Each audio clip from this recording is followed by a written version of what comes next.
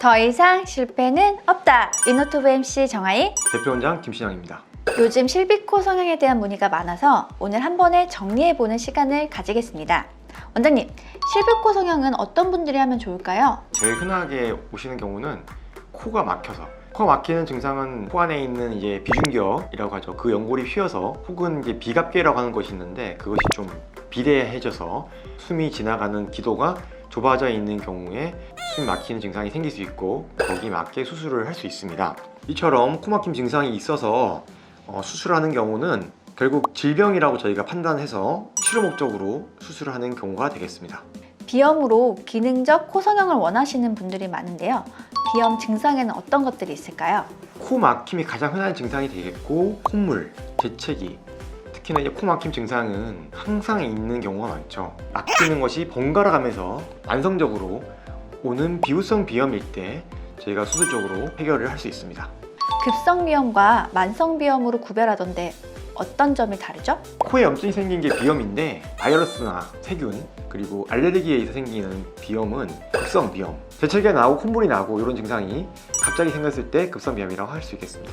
만성 비염의 경우는 기계적으로 막혀서 숨막힘 증상이 있고, 이런 조직들이 조금 영구적인 변화가 생기게 됩니다. 점막이 조금 쪼그라든다든지, 혹은 이제 비갑기가 많이 붓는다든지, 이러한 증상이 동반되는 것이 만성 비염이라 할 수 있겠습니다.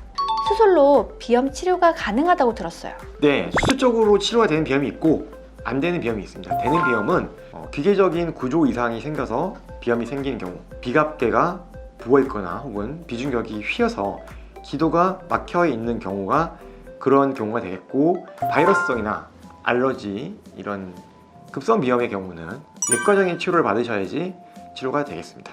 이비인후과에서 보통 비염 수술을 많이 하잖아요. 이비인후과에 비해 성형외과 코성형 장점은 뭐가 있을까요? 그 목적 자체가 이비인후과에서 하는 기능적 코 수술은 그야말로 기능적인 부분에만 초점이 가 있죠. 특히나 이제 비중격 같은 경우에 막고 있는 비중격을 떼거나 이제 펴주는데, 뗀 다음에 이제 미용적 수술을 안 한다면 이제 버리게 되겠죠. 이제 성형외과에서는 그거를 이용해서 코 기둥으로 써서 수술에 이용하게 되고요. 아무래도 이제 봉합면이나 밑의 감각에 대해서는 저희가 조금 더 앞선다고 생각을 합니다. 실비 혜택을 원하시는 분들이 온다면 어떤 과정을 거쳐 수술을 하게 될까요? 네, 먼저 비중격 망곡증 진단을 받아야 됩니다. 정확히 말하면 진단서가 필요하고요. 질병 코드라는 게 있습니다. 본인이 가입한 실비보험에 그 질병 코드가 해당이 되는지, 실비혜택을 받을 수 있는지를 한 번 더 확인을 하시고, 자, 그 다음에 실비코 수술이 돼야 되는 병원을 찾아야겠죠. 돌아보시고 선택을 하시면은 일반적인 준비는 끝났다고 보시면 됩니다. 실비가 나온다고 하면 이제부터 뭘 하면 되죠? 네, 먼저 수술비 전액은 병원에 내셔야 되고요. 그 중에 실비코 수술을 한 부분에 대해서 실비회사에다가 환자분 직접 청구를 하셔야 되는데, 그때는 서류가 좀 필요합니다. 회사마다 다르고, 그거에서 병원에 부탁을 하셔서 발급받고 처리를 하시면 실비회사에서 나중에 수술비를 돌려주게 되어 있습니다. 페이백 개념이라고 생각하시면 편하겠죠. 이것 꼭 수술 당일에만 발급 가능할까요? 아니죠. 수술 끝나고 나서 언제든지 가능합니다. 기능적 코 성형을 생각하시는 분들께 오늘 영상이 많은 도움이 되실 거라고 생각이 들고요. 그러면 가장 많이 하시는 질문 드릴게요, 원장님.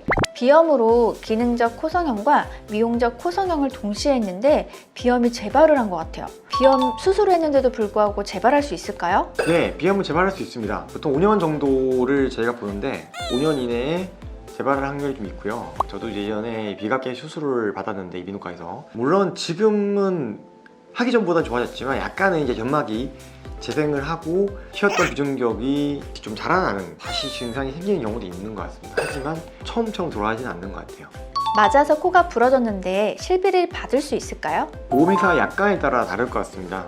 어디서는 뭐 상박포킹은 된다 안 된다라는 말이 있는데요. 보험금보다는 합의금 받아서 치료받기를 추천드립니다. 희생은 필전이니까요. 오늘은 실비코 성형에 대해서 알아보았습니다. 저희는 다음에 더 유익한 정보로 돌아올게요. 지금까지 유노튜브 MC 정하이, 대표원장 김신영이었습니다.